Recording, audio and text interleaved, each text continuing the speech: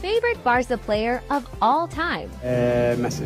Who's the teammate you're most excited to play with? Lamine. L'équipe, j'espère que vous allez bien aujourd'hui. Nouveau 5, au programme du jour, une séquence Neymar en pleine tourmente du côté du Brésil, plus une rumeur pour le moins inattendue, une transition vers l'Olympique de Marseille et l'entretien de Roberto De Zerbi pour le journal L'équipe, les raisons de l'inaction du Paris Saint-Germain sur le mercato, un tour d'horizon des mouvements à l'étranger chez les cadors européens, avant de conclure par la nouvelle décision du Real Madrid concernant Mbappé. Pas une semaine ne passe sans le nom du Kicks dans les parages. Bref, bien plus à venir comme d'habitude les amis. Avant d'entrer dans le vif du sujet, je vous demande un service, celui évidemment de lâcher votre plus beau like pour le soutien, le référencement. Vous connaissez le refrain, merci vraiment à tous ceux qui le feront, vous êtes les boss.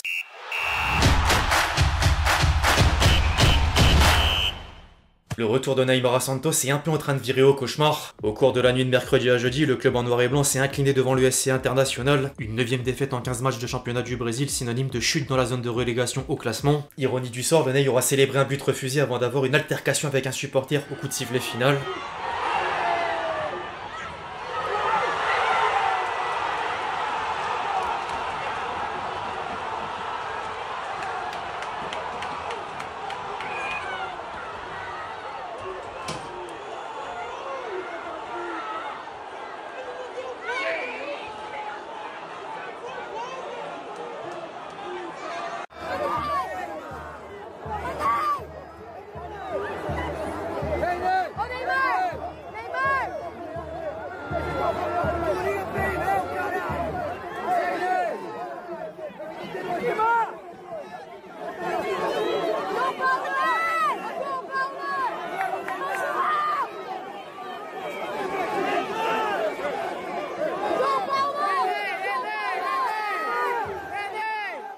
En pleine vague de critiques, il vient de faire une petite mise au point sur les réseaux sociaux. Dans le feu de l'action, il est difficile de se contenir quand on est injustement offensé. Je ne me disputerai jamais avec un supporter qui me critique sur le terrain. Ce qu'il ne peut pas faire, c'est m'insulter comme il l'a fait, dire que je suis un mercenaire avec mon père, parler de ma famille et de mes amis. Je suis désolé, mais c'est difficile à contrôler, même si je sais que je dois le faire. Je suis venu à Santos pour essayer d'aider le club de la meilleure façon possible, sur et en dehors du terrain. Et le jour où les supporters penseront que je peux plus aider ou que je porte atteinte au club de quelque manière que ce soit, je serai le premier à prendre mes affaires et à partir. Le message est passé. En parlant de partir, Neymar est de nouveau sujet aux rumeurs de départ. Certaines sources assurent que la star brésilienne voudrait retrouver l'Europe dans un environnement plus compétitif à un an de la Coupe du Monde, jusqu'à dresser une liste de potentielles destinations en incluant l'Olympique de Marseille. Inutile d'expliquer pourquoi l'information paraît douteuse. On va peut-être connaître la saison 2 du hashtag RonaldoM en 2022, qui sait?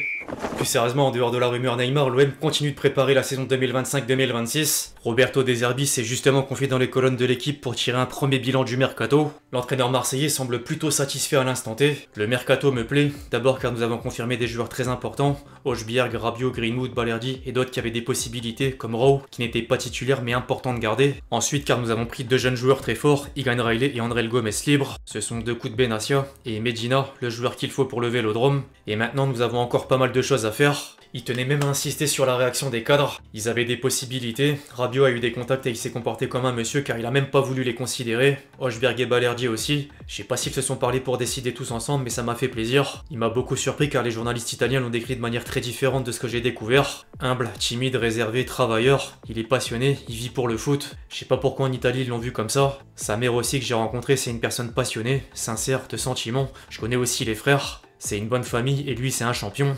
De Zerbi a également parlé du cas Valentin Rongier parti au Stade Rennais. Nous décidons de prendre Benasser. À table, Pablo, Mehdi et moi nous décidons tous les trois de faire une offre de prolongation à Rongier de 2 ans, car je le considérais comme une chose juste. Il fallait lui faire comprendre qu'il restait au centre du projet, de l'équipe. L'offre était bonne mais a été rejetée. À un an de la fin du contrat, c'est plus une question technique. Et moi ça me concerne plus. C'est pas mon rôle de parler de chiffres, je les connais pas. C'est dommage parce que Rongier était un joueur important et idéal pour Marseille. Au-delà des joueurs, il veut travailler à notre aspect plus général. Nous avons une vraie équipe mais avec des hauts et des bas. Il faudrait gommer ça, l'instabilité qui est typique de Marseille et peut-être aussi de moi, car les excès j'en ai. Si nous gagnons en constance, nous aurons fait un pas en avant encore. Un des chantiers que nous avons cette année avec Mehdi, c'est d'améliorer le 11 mais aussi d'améliorer l'effectif, les 22-23 joueurs. Quand sur la phase retour on perd 5 matchs sur 7, Hojbjerg était blessé au mollet, Murillo était blessé, Luis Enrique était moins bien, Greenwood n'était pas bien non plus. Le technicien italien faisait ensuite un discours sur les objectifs sportifs en allant sur la rivalité OM-PSG. Ça devrait être une chose normale si on considère la ville, le club, son public. Si tu considères les résultats des dernières années, c'est pas si normal. Je crois qu'on a fait un championnat superbe la saison dernière. Malheureusement, nous n'avons jamais réussi à rivaliser avec le PSG, mais en Europe, personne n'a réussi à le faire. Quand je repense à la pré-saison de l'été dernier,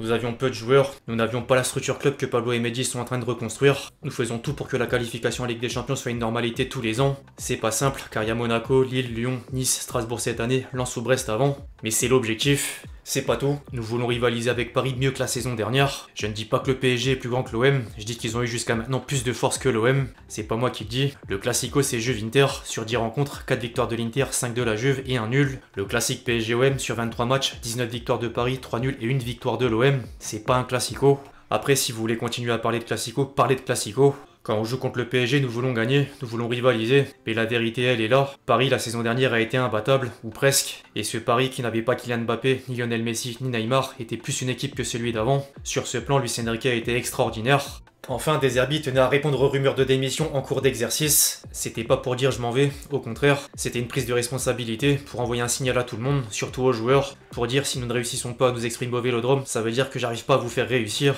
Et puis il était normal à ce moment-là de mettre le focus sur moi et de l'enlever de l'équipe. 0-3 à la maison, cette première période contre Auxerre, si on parle de ce match, ils vont tous tomber sur les joueurs. Donc j'ai déplacé le feu vers moi, mais c'était pas pour quitter le navire. Quand la guerre a éclaté en Ukraine, quand nous étions tous dans le sous-sol de l'hôtel, le président n'était pas là. Le directeur général et le directeur sportif non plus, ils étaient tous partis. Les seuls qui étaient là, c'était l'entraîneur et son staff. Comparaison assez particulière. Du côté de Paris, l'été est beaucoup plus calme. Le PSG voudrait améliorer la compétitivité d'un effectif champion d'Europe à la moyenne d'âge de 22 ans, sans bousculer l'état d'esprit général. En interne, les dirigeants parisiens indiquent vouloir 3 recrues au maximum d'ici fin août, dont un défenseur axial droit en priorité. Zabarny serait de plus en plus proche. Un milieu et un ailier. Par contre, Luis Enrique préfère miser sur des solutions déjà présentes. L'entraîneur parisien devrait laisser de l'espace au Titi comme Mayelu et privilégier les options Lucas Hernandez, Zaïre Emery ou encore Joao Neves pour soulager le duo Nuno Mendes Hakimi. Au rayon des départs, le club de la capitale espère toujours céder certains joueurs. Colomwani, Asensio, Skriniar, Carlos Soler, Mukiele et Renato Sanchez. En parallèle, il faudra également surveiller les situations de Kanguini, Gonzalo Ramos et Donnarumma. La presse française remet d'ailleurs la rumeur chevalier au goût du jour face à la longueur des discussions autour d'une prolongation. Le gardien du LOSC a même refusé les propositions de Bournemouth et d'un autre club anglais. En parlant de rumeurs, le nom d'un buteur vient d'être lié au PSG. The Athletic stipule que si Colomwani et Gonzalo Ramos venaient à partir, la direction parisienne ouvre la porte à l'arrivée d'un numéro 9, en citant Alexander Isak, tout juste décidé à quitter Newcastle. Pour l'instant, l'attaquant suédois a néanmoins privilégié un transfert à Liverpool, capable d'envoyer une nouvelle offre XXL même après avoir signé Hugo Ekitike. Affaire à suivre. En attendant, Newcastle s'est opposé à un départ en même temps d'envisager tous les scénarios possibles. Les Magpies auraient placé Benjamin Sesko comme le successeur potentiel d'Alexander Isak. En dehors de Newcastle, sinon les clubs anglais font encore la pluie et le beau temps sur le mercato. Liverpool a soumis une nouvelle proposition de renouvellement à Konaté, en plus de voir le Bayern atteindre près de 75 millions d'euros pour Luis Diaz. Manchester City s'apprête à mettre la main sur un gardien à la personne de James Trafford, contre 45 millions d'euros. Chelsea s'est vu refuser une offre de plus de 65 millions d'euros pour Kenan Yildiz, en travaillant d'un autre côté sur le transfert de Joao Félix vers le Benfica. Tottenham pourrait perdre Mixon dans le viseur du Los Angeles FC en MLS, alors que Manchester United vise maintenant Oli Watkins en vue de renforcer le secteur offensif. On bascule désormais en Italie, où Naples a lâché Lindstrom à Wolfsburg sans pour autant arrêter le recrutement. Le vainqueur du Scudetto relance la piste Endoy, en plus de concrétiser les dossiers Miretti et Vanja Milinkovic-Savic. La Juventus a échangé Alberto Costa contre Joao Mario, après avoir cédé Mbangula au Werder. L'AC Milan vient de boucler Pervis Estupiñán, avant de monter jusqu'à 35 millions d'euros pour Jachari. Le club lombard va ensuite envoyer Emerson Royal au Beşiktaş en prêt, alors que la Roma aura déboursé 30 millions d'euros, dont 5 de bonus pour recruter Wesley en provenance de Flamengo. En parlant de Flamengo, du côté de l'Espagne, l'Atlético Madrid est en passe de vendre Samuel Lino au club brésilien, en plus de Saúl Ñíguez auparavant. En parallèle, les colchoneros ont officialisé David Anco et penseraient désormais à Enzo Mio. Le Real Madrid envisage quant à lui de foncer sur Rodri en proposant plus de 100 millions d'euros. Pas sûr du scoop connaissant les habitudes de Florentino Pérez. Au-delà du mercato, les dirigeants madrilènes ont décidé d'attribuer le numéro 10 à Mbappé, un choix plus que critiqué sur les réseaux sociaux, certains supporters madrilènes voulant voir Arda Güler succéder à Modric, et d'autres joueurs plus adaptés au poste. Plusieurs sources espagnoles expliquent tout de même que la Casablanca a tranché en signe d'héritage, de leadership et de responsabilité, mais également envie de provoquer un boom des ventes du maillot partout dans le monde. Plutôt logique pour le coup. Enfin bref, l'équipe c'est tout pour le fact du jour, j'espère vraiment qu'il vous a plu, je compte sur vous si c'est le cas pour lâcher votre plus beau like, comme d'habitude. N'hésitez pas à réagir dans les commentaires sur tous les sujets qu'on a pu traiter aujourd'hui, puis d'ici là on se retrouve très vite sur la chaîne pour de nouvelles vidéos, c'était Lexchi.